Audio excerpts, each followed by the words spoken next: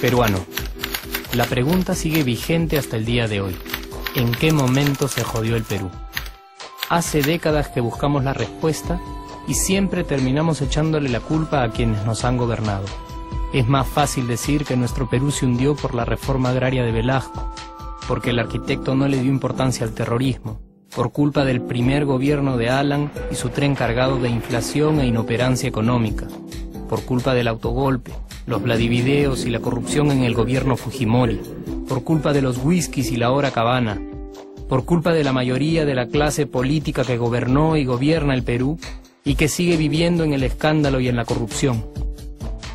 Pero por más que querramos deslindar nuestra responsabilidad por la crisis social que asfixia al Perú, compartimos demasiados hábitos que nos hacen muy parecidos a quienes culpamos y criticamos, porque aún creemos que la criollada se tiene que celebrar como si fuera parte del orgullo nacional. Somos vivos y por eso compramos facturas para pagar menos impuestos. Ganamos los trabajos no por nuestro esfuerzo o talento, sino gracias a una pequeña coimisión. Nos colamos en la fila para que nos atiendan primero, aceleramos en ámbar y nos pasamos la luz roja, porque así llegamos más rápido. Somos tan vivos que si no encontramos estacionamiento, nos ponemos en el espacio azul reservado para las personas con discapacidad. Robamos la señal de cable, robamos electricidad y no nos consideramos ladrones.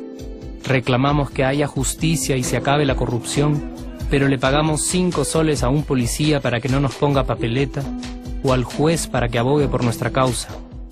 Jamás le damos el pase a un transeúnte en el cruce peatonal porque en el Perú, si no eres vivo, no eres nadie. Pero si somos tan vivos, ¿por qué le tocamos bocina al semáforo en rojo, como si este fuera a escuchar nuestra ansiedad? ¿Por qué tiramos la basura en la calle, como si la ciudad perteneciera a cualquiera menos a nosotros? ¿Por qué nos quedamos callados y no protestamos cuando el chofer de la combi no deja de cometer imprudencias? ¿Por qué estamos tan interesados en saber qué vedette trampea con qué jugador, en vez de conocer algo sobre nuestra historia, nuestra economía, nuestra literatura, o al menos saber cuáles son nuestros derechos más elementales? ¿Por qué sentimos que se nos hace un favor cuando un empleado del Estado nos atiende? ¿Por qué dejamos que un panetón sea el mejor argumento de un político para llevarse nuestro voto? ¿Por qué cuando alguien hace algo bien, decimos que parece hecho en el extranjero, como si eso fuese más meritorio? ¿Por qué no nos sentimos orgullosos de nuestra diversidad cultural? ¿Y por qué, si somos tan vivos, seguimos alimentando este círculo vicioso que no nos deja avanzar como sociedad y nación? Es cierto que nuestros niveles educativos dan pena, y si queremos llegar a ser un país con posibilidades de desarrollo, se tiene que invertir en escuelas y capacitar a los maestros. Pero ¿de qué nos servirá una buena educación fuera de casa cuando dentro educamos a nuestros hijos dándoles el peor ejemplo? Es cierto que se necesitan medidas urgentes para frenar la ola de delincuencia y violencia que azota al país. Pero ¿de qué nos servirá pacificar las calles cuando en nuestros hogares la violencia física y psicológica parece haberse institucionalizado?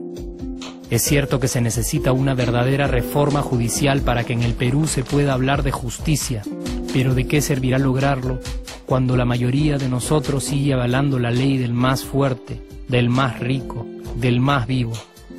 Es cierto que para reducir los conflictos sociales se requiere del diálogo, pero ¿de qué nos servirá ese diálogo si seguimos pensando que dialogar es imponer nuestras ideas y no escuchar al que piensa diferente a nosotros?